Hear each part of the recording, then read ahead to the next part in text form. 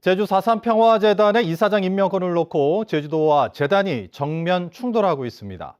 도지사가 이사장을 임명하는 조례 개정안이 정당한지를 놓고 양측이 반박과 재반박을 거듭하고 있는 가운데 시민단체와 정치권까지 논란이 확산되고 있습니다. 조인호 기자입니다. 이틀 전 전격적으로 사퇴한 고이범 전 제주 4.3 평화재단 이사장이 제주도청 기자실을 방문했습니다. 고이범 전 이사장은 도지사가 이사장을 임명하는 것이 책임 경영과 무슨 관련이 있는지 이해할 수 없다며 도지사의 재단 장악 시도라고 주장했습니다. 제주도가 재단과 협의하겠다는 약속을 깨고 입법 예고를 강행했다며 조례 개정 중단을 요구했습니다. 4.3 명령들을 욕보이는 결과로 이어질 조례 개정 시도를 즉각 중단할 것을 다시 한번 호소합니다. 4.3은 제주도지사가 독점할 수 없는 제주도민의 피해 역사입니다. 2시간 뒤 제주도청 담당 국장이 곧바로 반박 기자회견에 나섰습니다. 제주도는 도지사의 재단 장악 시도라는 주장에 대해 매우 유감스럽다며 재단의 책임 경영 강화를 위한 조례안이라고 강조했습니다. 법규에 맞춰 조직을 정비하는 개선 과정일 뿐이라며 입법 예고 기간에 재단 의견도 수렴하겠다고 밝혔습니다. 하지만 4.3의 정의로운 해결 과정에서 대의가 아무리 옳다고 해도 조직 운영의 투명성과 집행 과정의 정의로움이 담보되지 않으면 대의가 무너질 수 있다는 교훈을 우리는 잘 알고 있습니다. 제주 시민사회단체 연대회의는 오영훈 지사가 독단적인 조례 개정을 멈추라고 요구했고 국민의힘 제주시 갑 당원협의회도 재단을 정치적으로 예속화하려는 시도를 중단하라고 요구했습니다. 한편 4.3 평화재단은 고이범 이사장이 사퇴함에 따라 내일 저녁 이사회를 열어 이사장 직무 대행을 선출하고 이번 사태에 대한 대응 방안을 논의할 계획입니다. MBC 뉴스 조인호입니다. 탐나 해상풍력의 지구 지정 면적이 100배 가까이 늘어나면서 이 풍력의 공공성이 훼손될 수 있다는 논란이 일었었는데요. 제주도 감사위원회는 종합감사를 통해 제도의 허점 때문에 이 민간 사업자를 제어할 방안이 없는 데다 유사한 사례가 발생할 수 있다고 지적했습니다. 종합감사와 관련한 내용을 박주연 기자가 보도합니다.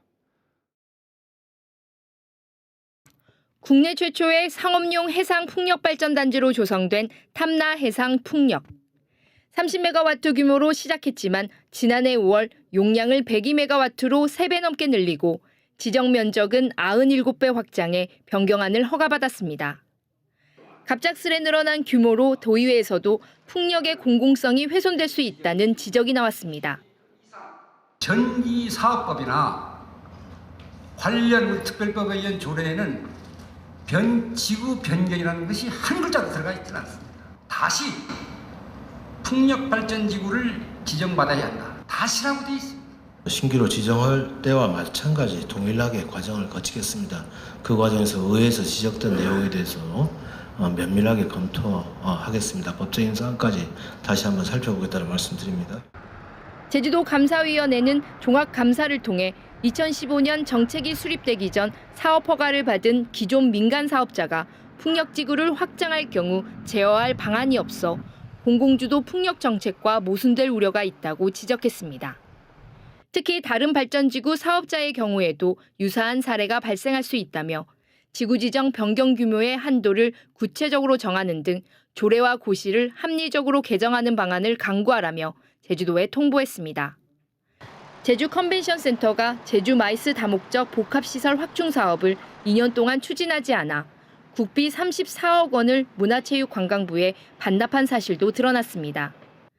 강정민군 복합형 부두에 설치한 크루즈 승강시설은 규정에 맞지 않아 승인을 못 받은 데다 코로나 기간 동안 관리도 하지 않아 27억 원이 낭비됐습니다. 감사위는 또 지방 공공기관에서 도지사의 사전 승인 절차 없이 내부 규정을 개정하거나 비위 행위자에게 성과급을 지급한 것은 물론 무단 점유하거나 불법 시설이 설치된 공유 재산에 대해 변상금 1억 8,200만 원이 부과되지 않았다고 지적했습니다. 제주도 감사위는 홍계 5명을 비롯해 13명에 대해서는 신분상 좋지 않은 한편 7억 6천여만 원에 대해 재정상 감액 또는 회수 조치를 하도록 제주도에 요구했습니다. MBC 뉴스 박주연입니다. 내년도 제주도 교육 예산이 세수가 줄어든 데 따른 중앙정부의 이전 수입 감소에도 올해와 비슷한 1조 5,963억 원으로 편성됐습니다. 그런데 이 감소한 세입을 비축기금으로 채운 것을 빼면 사실상 마이너스 편성입니다. 홍수연 기자입니다. 김광수 교육감의 핵심 공약 가운데 하나인 중학생 드림 노트북 지원 사업. 내년에도 중학교 1학년 학생 7,100여 명에게 지급되고 초등학교 3, 4학년 교실에는 태블릿 컴퓨터도 지원됩니다. 이 같은 미래 교육 환경 조성을 포함한 학교 환경 예산 3,567억 원과 내년부터 처음 지급되는 0세부터 4세까지 어린이집 급식비 지원을 비롯한 교육복지 예산 1,729억 원 등 제주도 교육청이 편성한 2024년도 예산안은 1조 5,963억 원. 해마다 전년 대비 10% 이상 증가했던 것에 비하면 허리띠를 바짝 졸라맨 셈입니다. 내년도 제주특별자치도 교육비 특별회계 세입세출 예산안은 총 1조 5,963억 원 규모로 편성을 하였습니다. 내년 예산안은 2023년 당초 예산 1조 5,935억 원에 비하여 0.2%가 늘어난 규모입니다. 속을 들여다보면 사실상 마이너스 살림 편성입니다.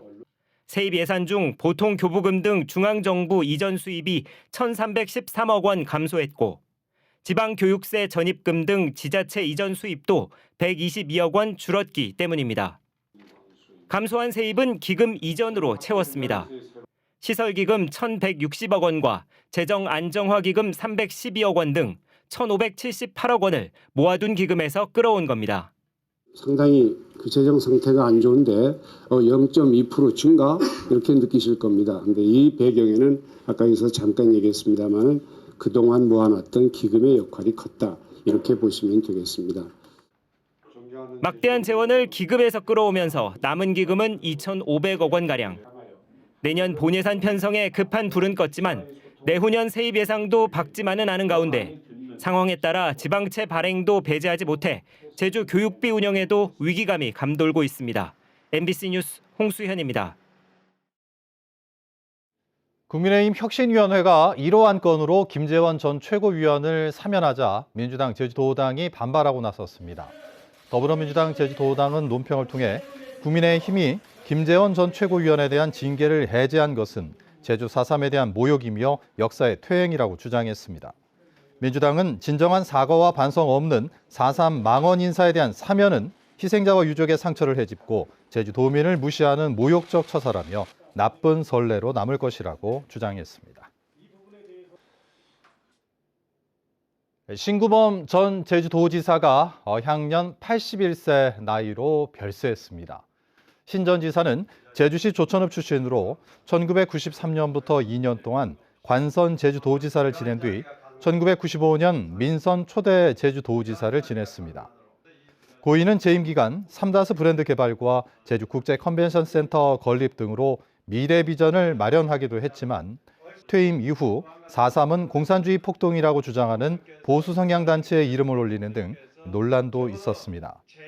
오영훈 지사는 고인이 제주의 자립과 발전에 노력을 아끼지 않았다며 영면을 기원했고 김경학 도의회 의장은 민선 시대를 연 제주의 거인이 영면했다며 깊은 애도와 경의를 표했습니다. 제주 4.3에 도화선이 된 3.1절 발포와 30 총파업 사건으로 244명이 유죄 판결을 받은 가운데 10명 중에 4명은 희생자 신고를 하지 않은 것으로 조사됐습니다.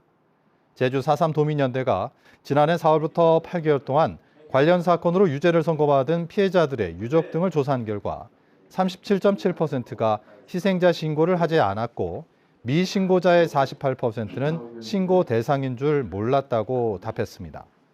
4.3 도민연대는 직권재심 청구 대상자가 되기 위해서는 희생자 결정부터 받아야 해 미신고자에 대한 법적 구제 절차가 필요하다고 강조했습니다. 제주도의원과 공무원, 민간업자가 가진 술자리에서 폭행 소동까지 벌어진 논란에 대해 제주도의회도 사실조사에 나섰습니다.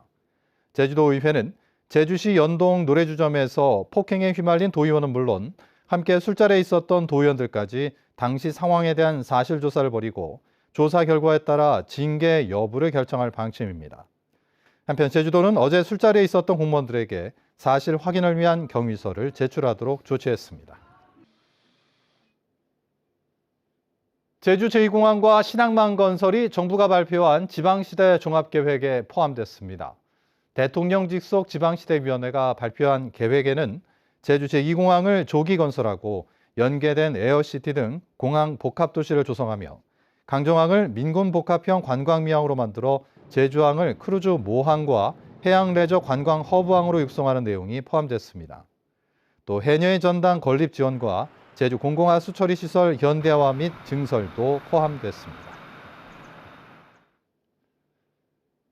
제주 지역의 도시공원이 더 늘어날 것으로 보입니다. 제주도는 2040년까지 도내 도시공원 면적을 마라도 면적의 4배 규모인 212만 제곱미터 더 늘리는 공원 녹지 기본 계획을 수립해 열람 공고했습니다. 주요 계획은 소외 지역과 바람길을 분석해 확대 지점을 선정할 예정인데 계획대로 진행되면 제주 도시공원은 307곳에 1,230만 제곱미터로 늘어납니다.